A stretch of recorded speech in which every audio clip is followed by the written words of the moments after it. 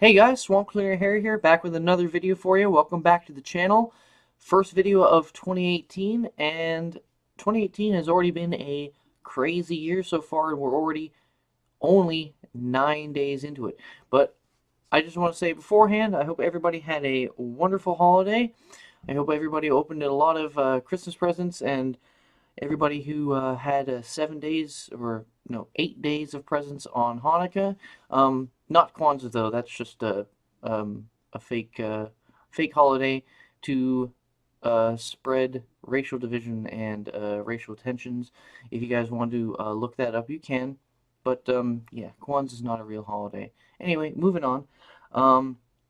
Hope everybody had a great New Year. Hope everybody can remember what their New Year's Eve was. I do. I was stuck at work, unfortunately.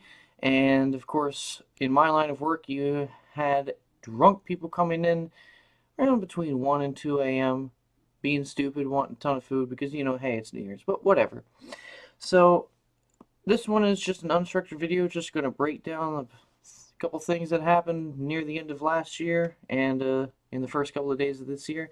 So, and you know what? I've been told I need to start doing this, and that is telling you guys, if you like what you're watching, smash that like button, give me a thumbs up, subscribe. I'm going to be getting more active come 2018. Last month, holidays, drinking, turkey, extra hours at work, you get a little sidetracked. But, yep, promise 2018 I'm going to be more active. Hopefully I can pump out videos a little bit more regularly. But, so anyway, Donald Trump had himself a roller coaster of a year last year. Up and down, side to side, yes and no's, cheers and jeers from any and all directions. But, in my opinion, taking a look at what happened this last year with the weight of the entire country on his shoulders, he seems to have done a bang-up job. And that is with the mainstream media and a ton of social media bottom feeders pushing the Russian narrative, or pushing the he's crazy narrative, or pushing something else that will try to get him to be delegitimized in the eyes of the people and get him on the road to impeachment. 25th Amendment, no, it's not going to happen.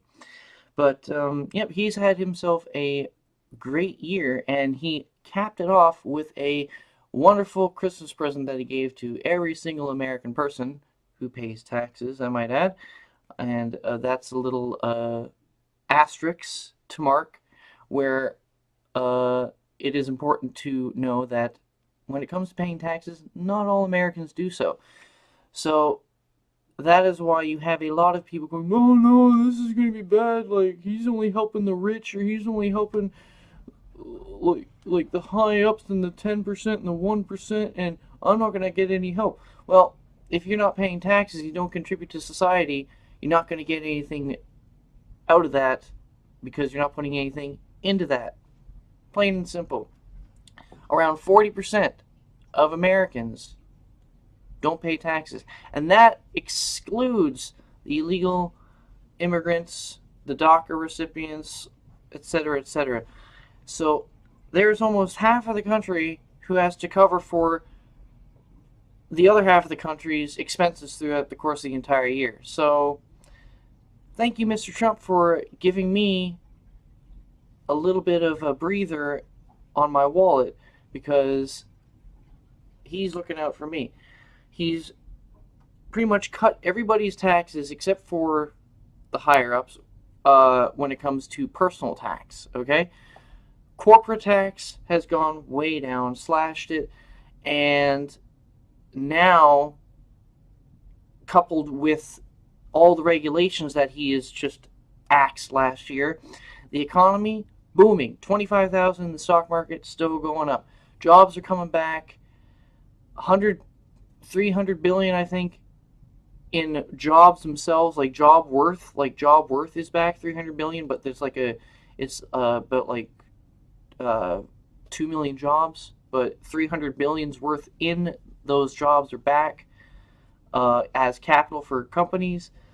There is going to be a whole lot of investment that's going to take place in 2018 that companies are going to do. They're going to invest into their workers, they're going to invest into themselves, research and development, because there's not a stifling amount of regulations hanging over their heads and taxes that they have to deal with.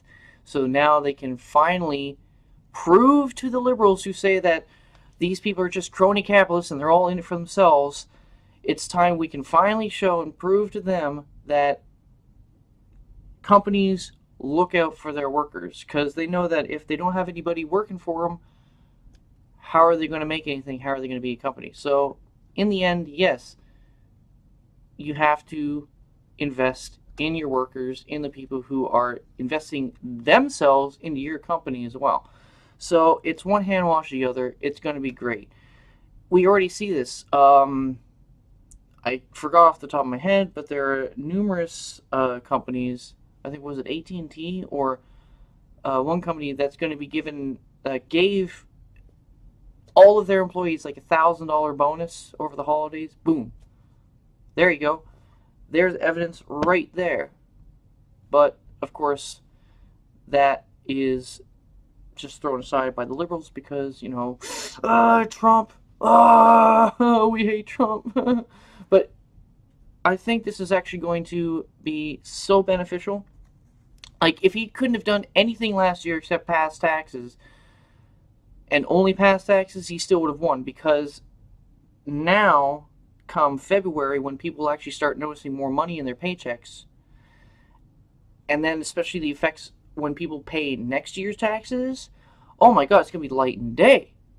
There are already people who were staunch never-Trumpers already scratching their chin, scratching their head, wondering, wait, was everything I was told about Trump possibly all a big giant smokescreen to get me to just not understand his positions or his policies? To keep me misinformed? Well, heck, I think there is a notion to the word fake news after all, because you have MSM, mainstream media, all of them constantly pushing, and the Democrats, of course, too, and the mainstream media is their mouthpiece, that this is just horrible tax. This is going to destroy any hope for the middle class, for upward momentum. This is just helping the rich get richer. But the reason why the Democrats hate this tax plan is because their constituents, or I guess the people they want to vote for them, a lot of them don't pay taxes. So a lot of this doesn't affect them. So of course they're going to have a negative attitude towards it, because this ain't helping me. This is just going to stir more popular support for the Republicans. So no cutting of taxes and regulations, because this is just going to hurt the middle class. Like, it's like a bear on a bicycle riding, like the tiny bicycle riding around the circus. It's just amusement. It's hilarity. So that was a major thing last year that Trump did. Like I said, if he did nothing else besides taxes, he still would have come out on the positive in my book. But he's done way more than that. There's an entire list. If you want to find the entire list, there are like 50 or 60 really good things that Trump has done last year that I guarantee you the vast majority of Americans don't even have a clue about, because they are not being informed. They are being lied to. And it's quite pathetic at this time because of how long this has been running, of how I don't know, how the mainstream media just drives this home, even in the face of complete and utter embarrassment when the facts are right there to show them that they're lying. They double, triple, quadruple down on their rhetoric, on their narrative, because they are under the assumption that everybody is still stupid, everybody's still a zombie. So if we just keep saying it, it'll be true, and then he'll go away. These people are delusional. They are insane. Because they are trying the same tactics over and over and over again and expecting a different result. They're expecting for people to just turn on Trump. But that's not going to happen. You guys need to do a lot of soul searching. You should have done that last year, but this year, if you don't find out what is wrong with you, we are going to be saying goodbye to the last shreds of your dignity and the last shreds of your relevance in the public sphere. All right?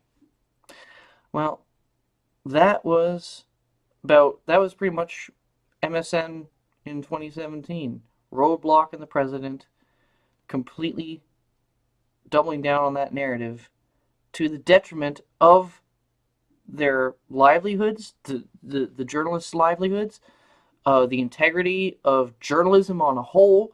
If these people could understand the damage they have done to journalism over not even just last year, but over the past 2.5 years, since Trump announced his run for presidency to now, mainstream media, pretty much almost every single one of them, besides a few shout-outs that try to maintain some kind of integrity, the rest of them have completely dragged the name of journalism, the good name of journalism, through the mud, and have utterly destroyed public faith in mainstream news, mainstream journalism and publication.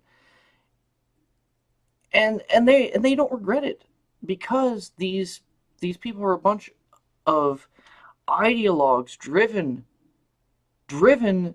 blindly for their lust to just control your thoughts, control how you think, because they won't be comfortable with themselves until they are sure that you or us, the rest of us, agree and align with them 100%. Because if there's any animosity, any differences, they are uncomfortable because they see that as a threat. And they have completely lost the plot, and they're off the reservation, and they need to find themselves. They need to call on their spirit guide, their spirit animal, to bring them back to sanity. I mean, for example, look at what happened just the other night with Jake Tapper and Stephen Miller. That was hilarious, but it's so polarized. You have one side which is completely, oh yes, Miller just trying to push Trump's message again, just trying to stroke Trump's ego, jerk him off on national television, and Jake Tapper stopped him in his tracks and did the morally good thing and stopped this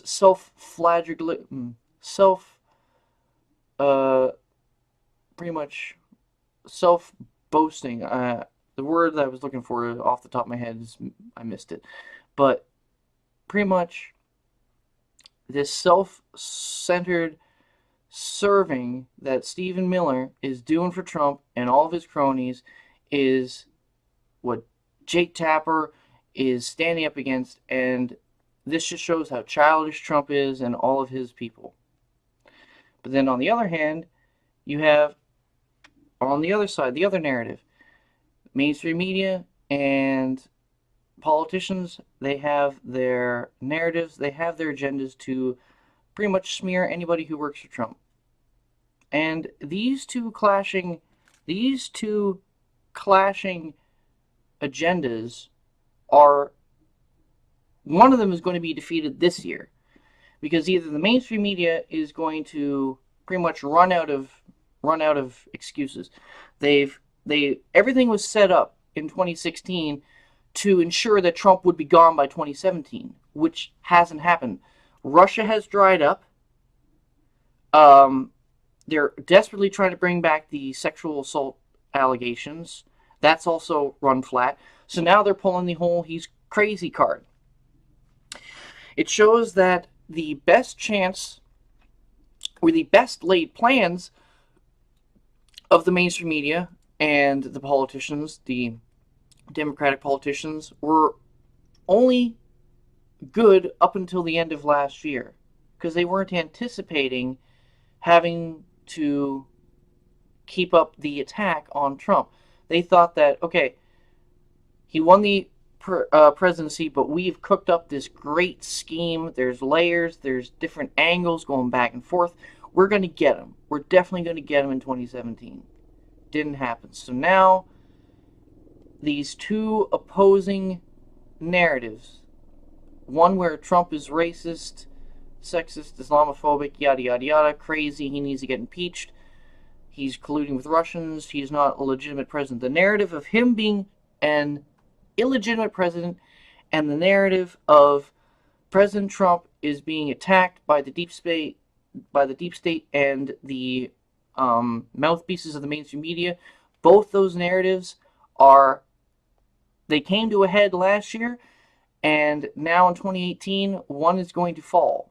And it's going to be interesting to see which one is. But as of right now, the consensus, in my opinion, and what people are seeing across social media, is that the liberal lefty agenda narrative is crumbling, and they desperately have this one little glimmer of hope to try to get him on a 25th Amendment when they're not. Once people get their relief from their tax cuts, it's a done deal. He'll be sworn in as president on January 20th, 2021.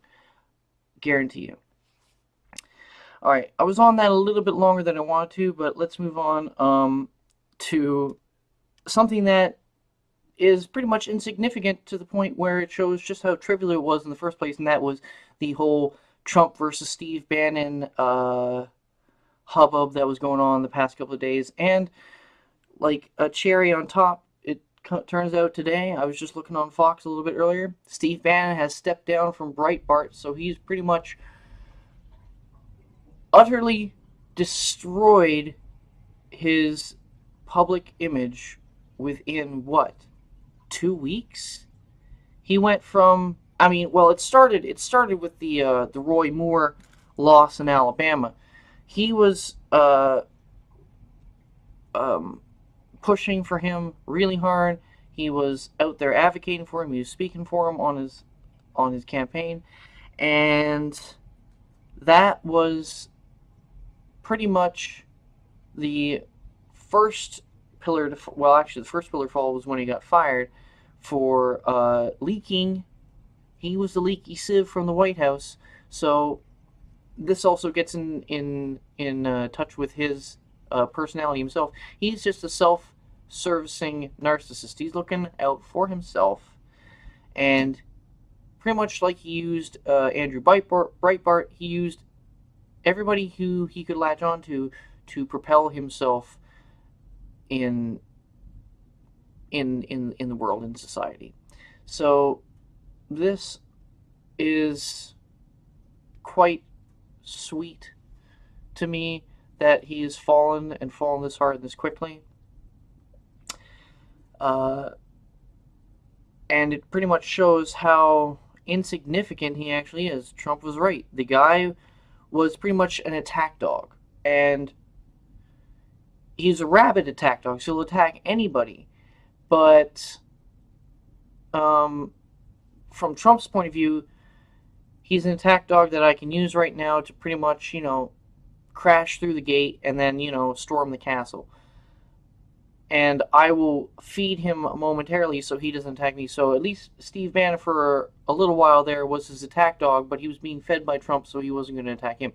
Then, when he got fired for all of his leaking and drama, pretty much he was trying to make the drama over 2017.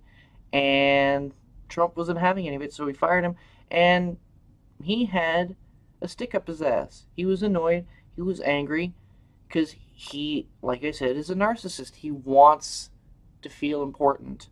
So he helps this author, Michael Wolff, start, well, by giving him quotes that Trump is a child, Trump doesn't know what he's doing, and everybody in the White House is secretly against Trump. Complete fabrications, full of lies. Even CNN said this author was questionable when it comes to looking at his sources. So that was a complete clusterfuck. And as of today, Steve Bannon is alone. Well, bye, Steve. That's pretty much the end of him. So, if anything, we should bring back Scaramucci. I liked him. And you know what? We gotta bring back Flynn, too. Hashtag bring back Flynn. Hashtag bring back Scaramucci. So, anyway, that is gone. Goodbye, Bannon. And, alright, now on to something a little bit more non-political, even though you could call free speech political, because heck, you say all speech matters or like free speech matters or something, and somebody's going to have a trigger event, and they're going to need to find their safe space nowadays. But this is in regards to the Kilroy event.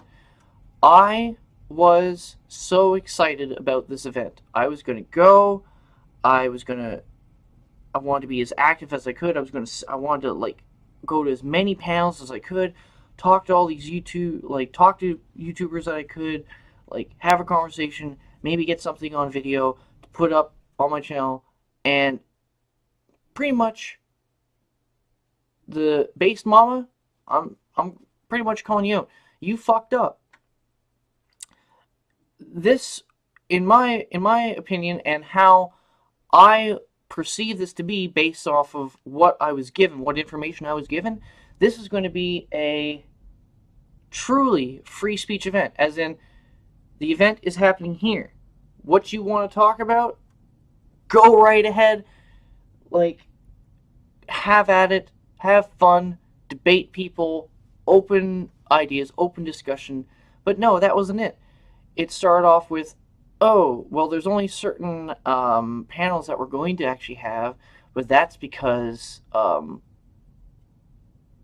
there's some things that I don't want to talk about. Plus, we've told everybody there's so many people coming, and we're so overbooked that now we're going to have to just cancel some events. So,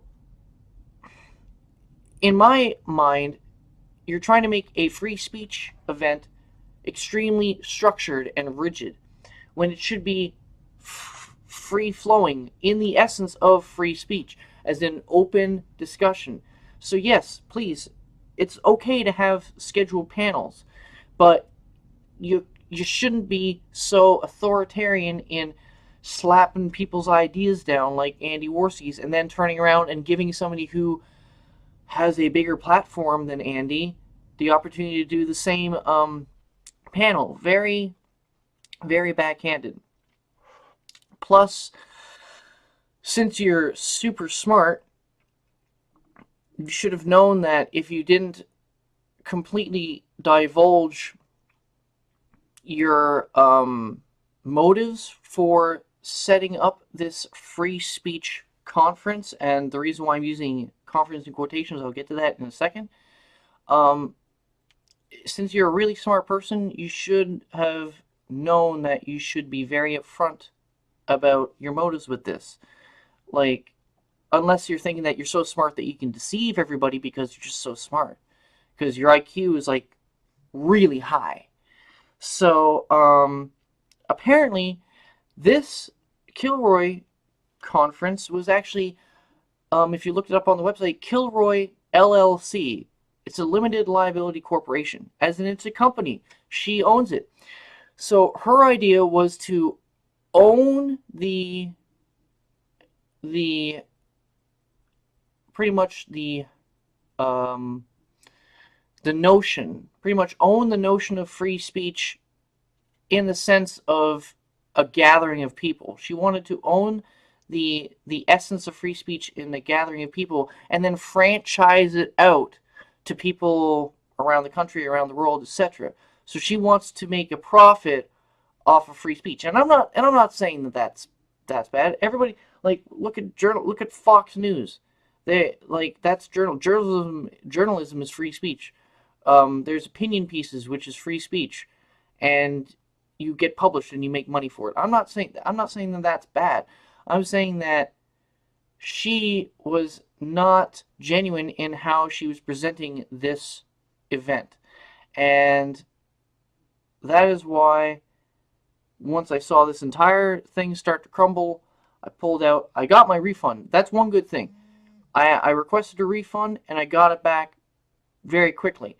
And I think that's because I got my refund back before the whole PayPal account issue where it was locked because the other one that was running the thing, I forgot off the top of my head. You know, these people are completely idiots.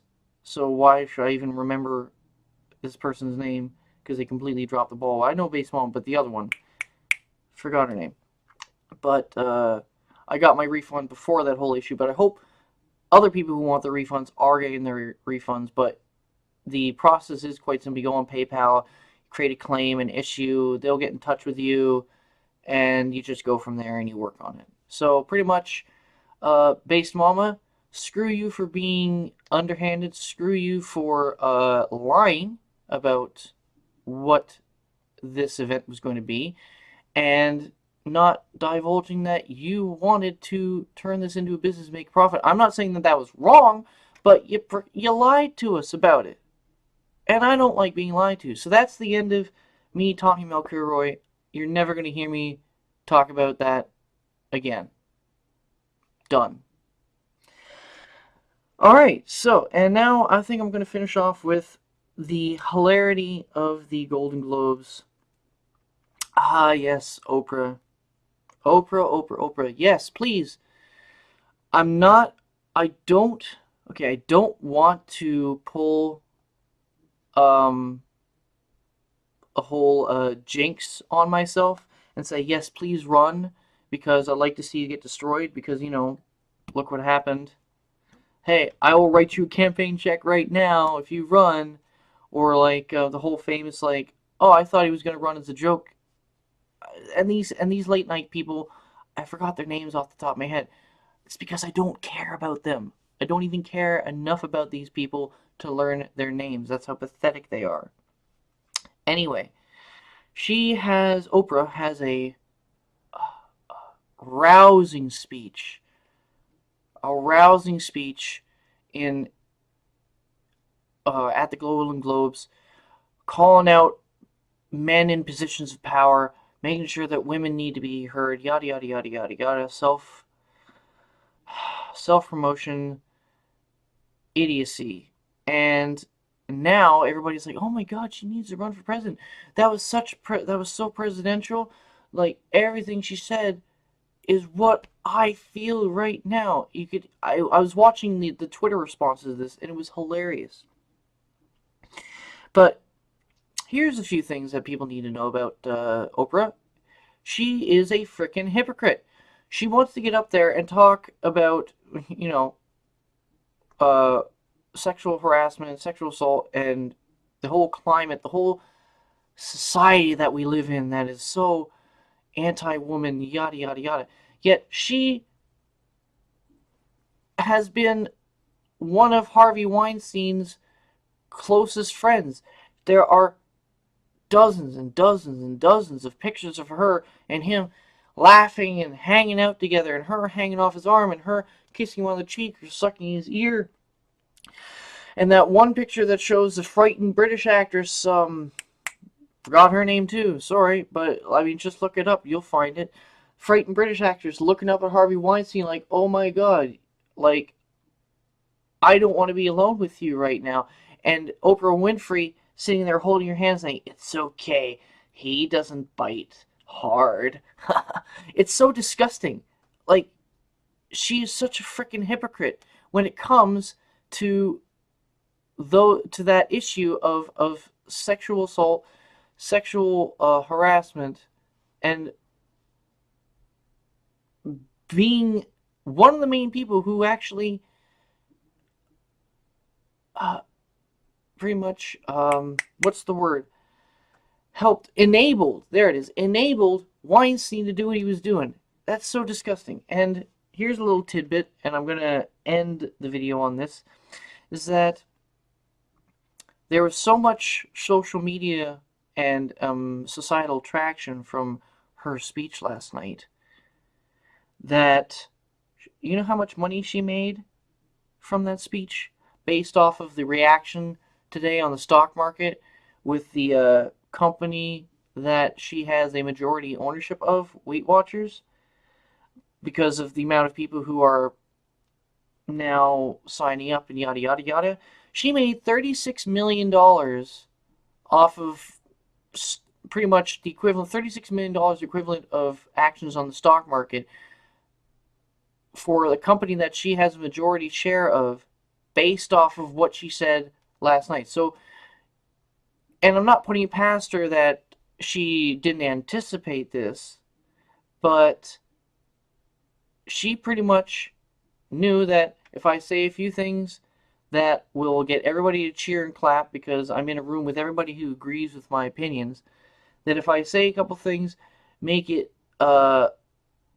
really genuine and put my heart into it, I will get paid a couple $1 million for speaking for 9 minutes.